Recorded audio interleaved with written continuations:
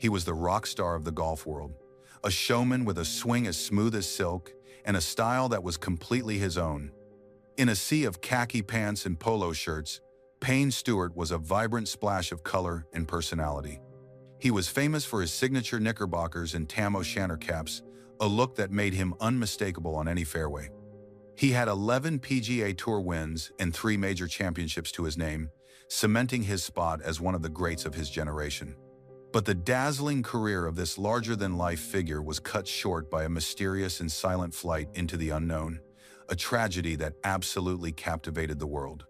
This is the story of a man at the very pinnacle of his career, a beloved entertainer and family man whose life ended in a way that still sends chills down the spine.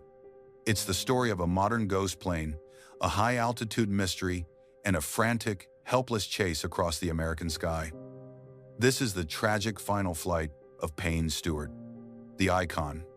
To really understand the scale of the tragedy, you first have to understand the man. William Payne Stewart wasn't just another golfer. He was a phenomenon. Born in Springfield, Missouri, he brought a unique flair to a sport that's often defined by its quiet tradition. His wardrobe was legendary, a throwback to golf's early days, filled with +4s, patterned socks, and colorful caps. He was, by all accounts, the best-dressed man in golf. Stewart was a fierce competitor with a magical touch around the greens. He was a 5-time member of the U.S. Ryder Cup team and a 3-time major champion.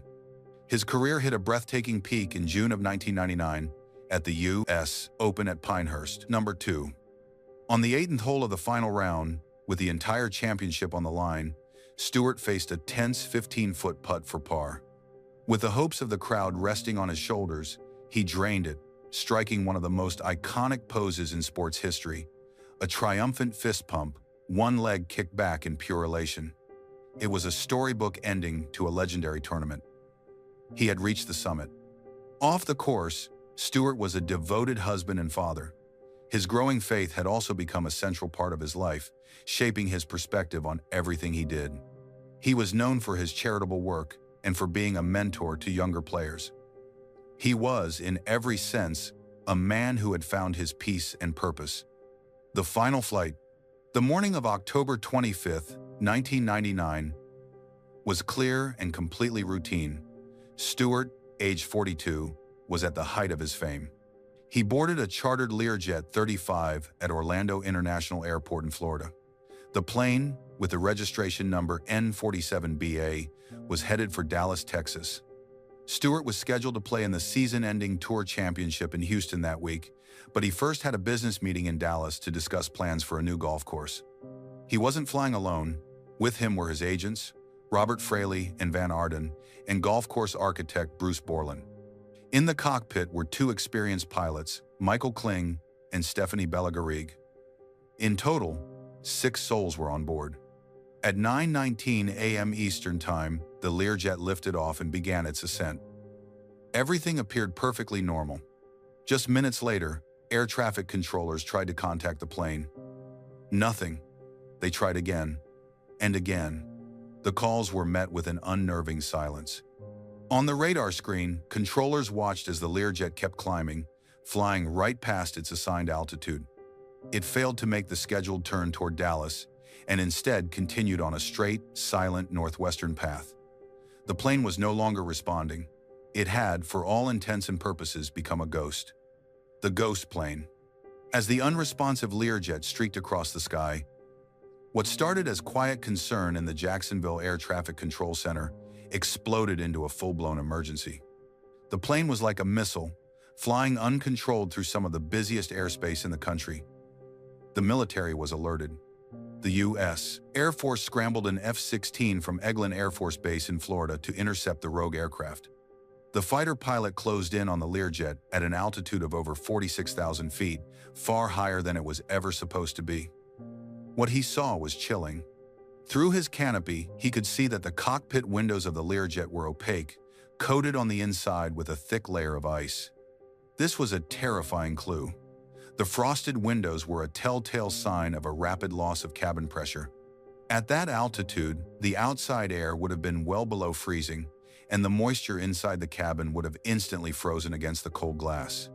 The fighter pilot reported both engines were running and the anti-collision light was flashing, but there was no sign of life. No movement in the cockpit, no sign of a struggle. The plane was flying perfectly on autopilot, a silent, frozen tomb hurtling across the American heartland. The investigation. After flying for nearly 4 hours and 1,500 miles, the inevitable happened. High over a remote patch of South Dakota, the Learjet's engines sputtered and died. It had run out of fuel. The F-16 pilots watched as the aircraft fell from the sky, entering a wild, spiraling descent toward the Earth. At 12:13 p.m. Central Time, it slammed into a pasture near the town of Mina, South Dakota, disintegrating on impact. The crash left a crater 42 feet long and 8 feet deep. There were no survivors. The NTSB's final report concluded that the probable cause was the incapacitation of the flight crew members as a result of their failure to receive supplemental oxygen following a loss of cabin pressurization for undetermined reasons. In simple terms, everyone on board fell victim to hypoxia, a severe lack of oxygen. The legacy. The news of Payne Stewart's death sent a shockwave through the world of golf and far beyond. The vibrant, flamboyant champion, the man who had celebrated so joyously just months before, was gone. Tributes poured in from friends, rivals, and fans all over the globe. The golf community mourned not just the loss of a great player, but of a truly unique and beloved personality. In the years since the tragedy, his legacy has been carefully preserved. The PGA Tour created the Payne Stewart Award in 2000, presented each year to a player who exemplifies Stewart's character, charity, and sportsmanship. It's considered one of the most prestigious honors in the sport, a testament to the respect he commanded. His family also established the Payne Stewart Family Foundation, which supports charitable causes and continues his philanthropic work. Perhaps the most poignant tribute of all stands watch over the 18th green. Pinehurst No. 2. A life-size bronze statue immortalizes his iconic 1999 U.S. Open winning pose, fist pumping, leg kick back, a frozen moment of pure joy and victory. It serves as a permanent reminder of his final, glorious win. Payne Stewart's story is a tragic tale of a life cut short at its brightest moment. The eerie image of his ghost plane flying silently across the country is a haunting chapter in aviation history. But for those who knew him, and for the millions who watched him play, he's remembered for something else entirely. He is remembered for the color he brought to the game, for his passion, his unforgettable style, and for the triumphant, joyful way he lived his life, right up until the very end. If you have memories of Payne Stewart, or if this story touched you, we'd love to read your thoughts in the comments below. And for more stories about incredible figures and historic events, don't forget to like and subscribe. Payne Stewart's legacy is one of style, skill, and spirit. His impact on golf culture and his personal story of family and faith continue to inspire. He remains a beloved figure, remembered not for the tragic mystery of his death, but for the vibrant way he lived.